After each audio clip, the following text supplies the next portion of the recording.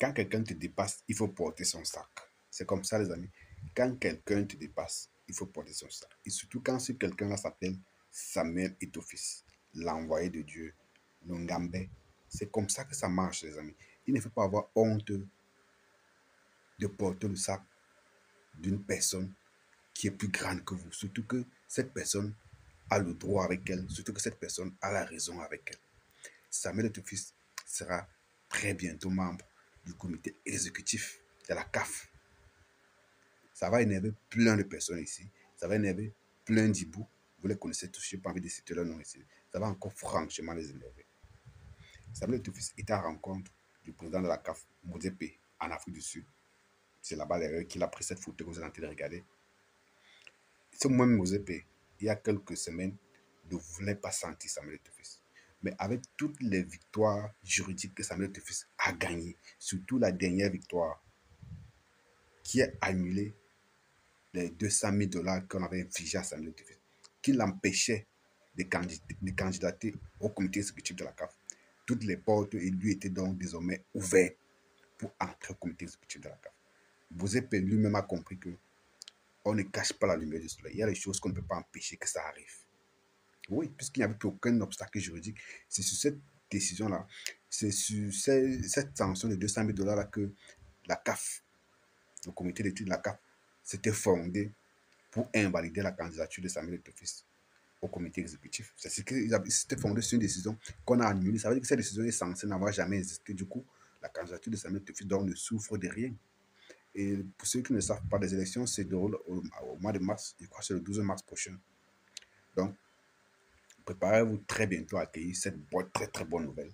Samuel Etofis sera membre du comité exécutif de la CAF. Et c'est la voie idéale. C'est le boulevard pour arriver à la présidence de la CAF. Vous savez, Samuel Etofis est un homme averti. N'en déplaise à tous ces gens-là qui le traitent d'illettré, qui ne sait rien. Mais chaque jour, ces gens-là viennent se casser les dents sur Samuel Etofis. Ils vont d'échec en échec. Ils perdent tous les procès qu'ils engagent contre Samuel Etofis, que ce soit à la CAF, que ce soit à la FIFA, que ce soit au Cameroun. Mais les gars ne se fatiguent pas. Les gars n'acceptent pas que Samuel Etofis, c'est leur ndolé, c'est leur grand frère dans le domaine du sport. Ils maîtrisent les méandres du sport, que ce soit les conflits juridiques qui concernent le sport ou le football. Et le gars maîtrise toutes les procédures. Malheureusement pour tous ces bouts-là, les gars ne maîtrisent rien, mais les gars ne veulent pas accepter leur défaite. Oui, voilà Bombon Joya, l'ancien président de la Fédération camerounaise de football, qui lui-même se battait à faire que Samuel Etofis n'arrive pas au comité exécutif de la CAF parce que c'est lui qui était là-bas. Il a fait rappel de sa décision puisque lui-même, on avait invalidé sa candidature parce que pour être membre du comité exécutif, tu dois être soutenu par ta fédération. Mais étant donné que la Fédération camerounaise de football actuelle n'a envoyé aucun courrier à la CAF pour soutenir sa candidature, donc sa candidature avait été légitimement invalidée. Mais il avait fait quand même recours. Je ne sais pas comment est-ce qu'il pensait que ça devait prospérer. Mais même ce recours-là n'a pas abouti. Même le recours de ce Mondial n'a pas abouti. Donc actuellement, le seul Camerounais qui est en voie et qui est en course pour être membre du comité exécutif de la CAF pour les 4 prochaines années, c'est M. Samuel Etofis. Et la rencontre qu'il a eue hier avec Mouzépé va nous en donner davantage de très bonnes nouvelles, les amis. Donc, aux Ibou, là, vous pouvez continuer de pleurer parce que vous allez encore longtemps pleurer. Vous allez encore pleurer pendant longtemps. Je vous dis, vous allez encore longtemps pleurer. Donc, appelez-moi Denis Sekolo et dites-lui de laisser là des informations qu'il fait sur sa page Facebook à chaque fois. Il raconte les bêtises. Chaque fois, il raconte les bêtises. Chaque fois, il est battu à plat de couture.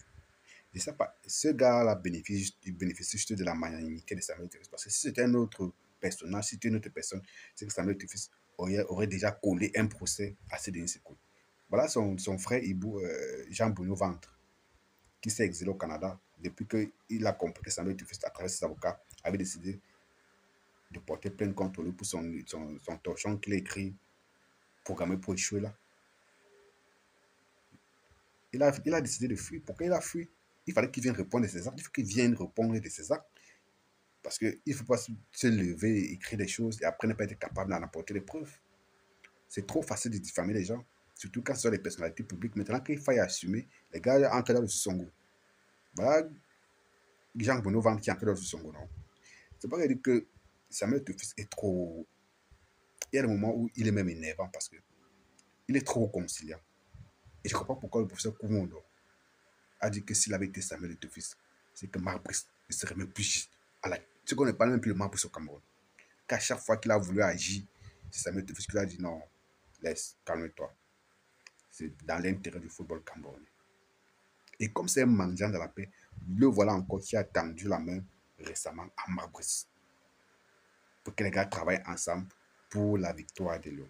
Donc il fait l'effort d'oublier toutes les frasques de Marc Brice. La dernière frasque de Marc Brice, vous savez ce qu'il a dit à la sortie du tirage au sort.